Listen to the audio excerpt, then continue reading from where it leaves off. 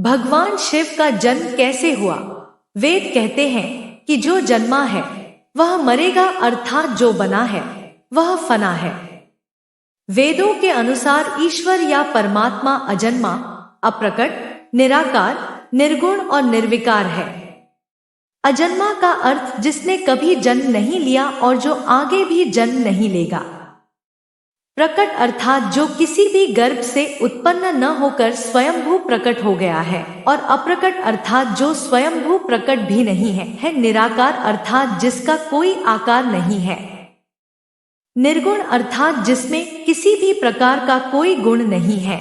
निर्विकार अर्थात जिसमें किसी भी प्रकार का कोई विकार या दोष भी नहीं है। अब सवाल यह उठता है कि फिर शिव क्या है? वे किसी न किसी रूप में जन्मे या प्रकट हुए, तभी तो उन्होंने विवाह किया, तभी तो उन्होंने कई असुरों को वरदान दिया और कई असुरों का वध भी किया। दरअसल जब हम शिव कहते हैं तो वह निराकार ईश्वर की बात होती है, और जब हम सदाशिव कहते हैं तो ईश्वर महान आत्मा की बात होती है, और जब हम शंकर या महेश कहते हैं तो वह सती या पार्वती के पति महादेव की बात होती है। बस हिंदूजन यही भेद नहीं कर पाते हैं और सभी को एक ही मान लेते हैं। अक्सर भगवान शंकर को शिव भी कहा जाता है।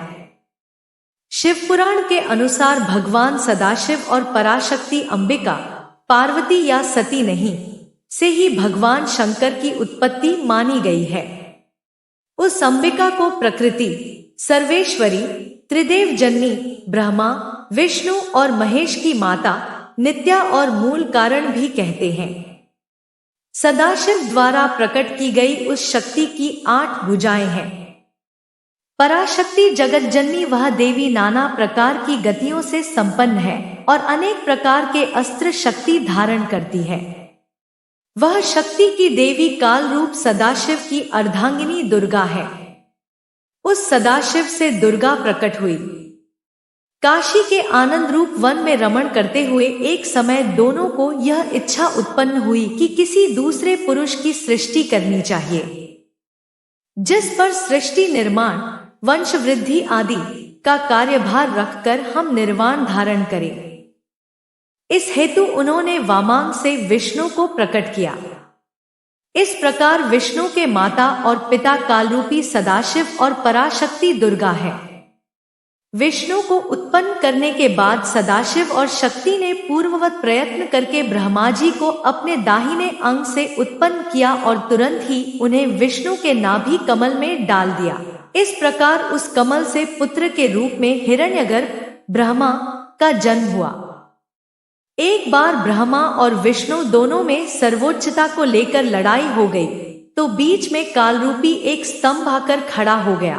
तब ज्योतिर्लिंग रूप काल ने कहा, पुत्रों, तुम दोनों ने तपस्या करके मुझसे सृष्टि, जन्म और स्थिति, पालन नामक 2 कृत्य प्राप्त किए हैं। इसी प्रकार मेरे विभूति स्वरूप रुद्र और महेश्वर ने 2 अन्य उत्तम कृत्य, संहार, विनाश और तिरोभाव, अकृत्य मुझसे प्राप्त किए हैं, परंतु अनुग्रह, कृपा करना नामक दूसरा कोई कृत्य पा नहीं सकता। रुद्र और महेश्वर दोनों ही अपने कृत्य को भूले नहीं हैं, इसलिए मैंने उनके लिए अपनी समानता प्रदान की है। सदाशिव कहते हैं, ये रुद्र और महेश मेरे जैसे ही वाहन रखते हैं, मेरे जैसा ही वेश धरते हैं और मेरे जैसे ही इनके पास हथियार हैं। वे रूप, वेश, वाहन, आसन और कृत्य में मेरे ही समान है।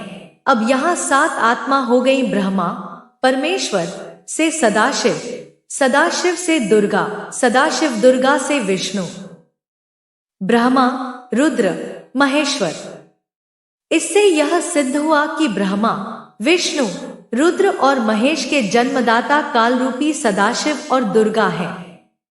उस कालरूपी ब्रह्मा सदाशिव ने एक ही समय शक्ति के साथ शिवलोक नामक क्षेत्र का निर्माण किया था। उस उत्तम क्षेत्र को काशी कहते हैं, वह मोक्ष का स्थान है। यहाँ शक्ति और शिव अर्थात कालरूपी ब्रह्मा, सदाशिव और दुर्गा यहाँ पति और पत्नी के रूप में निवास करते हैं। यहीं पर जगतजननी ने शंकर को जन्म दिया। इस मनोरम स्थान काशीपुरी को प्रलयकाल में भी शिव और शिवा ने अपने सान्निध्य से कभी मुक्त नहीं किया था। एक अन्य पुराण के अनुसार एक बार ऋषि मुनियों में जिज्ञासा जागी कि आखिर भगवान शंकर के पिता कौन है। यह सवाल उन्होंने शंकर जी से ही पूछ लिया कि हे महादेव, आप सबके जन्मदाता हैं, लेकिन आपका जन्मदाता कौन है? आपके माता पिता का क्या नाम है?